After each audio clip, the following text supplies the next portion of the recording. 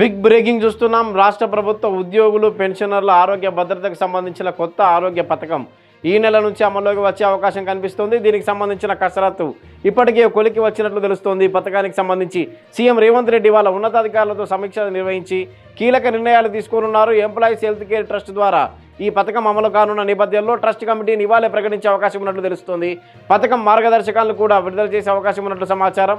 ఉద్యోగ సంఘాల నుంచి 6, పెన్షన్ల నుంచి 2 ప్రతినిధులు ఈ ట్రస్ట్ సభ్యులుగా ఉండబోతున్నారు. రాష్ట్ర ప్రభుత్వ ఉద్యోగి ఒకరు ట్రస్టుకు సీఈఓగా నియమించే ఛాన్స్ ఉన్నట్లు తెలుస్తోంది. ఈహెచ్ఎస్ పై సీఎం సమీక్ష నేపథ్యంలో ఇవాళ సాయంత్రం 4 గంటలకు సెక్రటేరియట్లో ఉద్యోగ సంఘాల నేతలతో సిఎస్ రామకృష్ణారావు సమావేశం కానున్నారు. రాష్ట్ర అవతరణ దినోత్సవం సందర్భంగా ఈ నెల 2న సీఎం రేవంత్ రెడ్డి చేతుల మీదుగా ఉద్యోగులకు కొత్త ఈహెచ్ఎస్ కార్డుల పంపిణీని ప్రారంభించినట్లు సమాచారం. పరేడ్ గ్రౌండ్స్ లో జరిగే కార్యక్రమం వేదికపై 50 మంది ఉద్యోగులకు ఈహెచ్ఎస్ కార్డులు అందజేసే అవకాశం ఉన్నట్లు తెలుస్తుంది.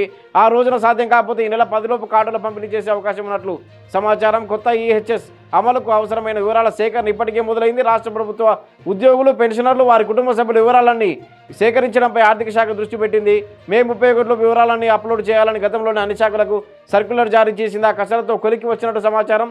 ఈ వివరాల ఆధారంగానే ఈహెచ్ఎస్ డిజిటల్ హెల్త్ కార్డుల క్యాష్లెస్ చికిత్స సేవలపై ప్రభుత్వం చర్యలు తీసుకుంటుంది. రాష్ట్రంలో 7.5 లక్షల మంది ఉద్యోగులు పెన్షనర్లు వారి కుటుంబ సభ్యులు దీనితో లబ్ధి పొందనున్నట్లు అంచనా. కొత్త ఈహెచ్ఎస్ పథకం కింద రాష్ట్ర ప్రభుత్వ ఉద్యోగులు ప్రతి నెల తమ వేతనాల బేసిక్ పేలో 1.5% వాటాగా చెల్లించాల్సి ఉంటుంది. మే నెల వేతనంలో ఈ మేరకు వాటాను ఆర్థిక శాఖ కట్ చేసింది. అయితే ఈహెచ్ఎస్ అమలు, ఎంపానల్ చేసిన ఆసుపత్రులు, అర్హత ప్రమాణాలు, చికిత్సా ప్యాకేజీలపై మార్గదర్శకాలు విడుదల చేయకుండానే జీతాల్లో కోత ఎలా పెడతారని కొందరు ఉద్యోగుల నుంచి ప్రశ్నలు వస్తున్నాయి. తొలుత వేతనాల్లో కోత పెట్టి పథకం ట్రస్టులో సొమ్మును జమ చేశాకే ఈహెచ్ఎస్ స్కీమ్ అమలు ప్రారంభమవుతుందని ఉద్యోగ సంఘాల నేతలు వివరిస్తున్నారు. ఈహెచ్ఎస్ పేరుతో ఎటువంటి ముందస్తు విధి విధానాలు ఖరారు చేయకుండానే మే నెల జీతం నుంచి బేసిక్ పేలో 1.5% అప్రకటిత కోత విధించడంపై ఉద్యోగ ఉపాధ్యాయ సంఘాలు తీవ్ర ఆగ్రహం వ్యక్తం చేశాయి. ఎటువంటి చర్చలు, ఉద్యోగాల సమ్మతి లేకుండా కనీసం జీవో కూడా విడుదల కాకముందే ఆర్థిక శాఖ ఏకపక్షంగా పే స్లిప్ జనరేట్ చేసి వేతన కోతకు పాల్పడడం రాజ్యాంగ విరుద్ధమని డెమోక్రటిక్ టీచర్స్ ఫెడరేషన్, తెలంగాణ రాష్ట్ర కంట్రిబ్యూటరీ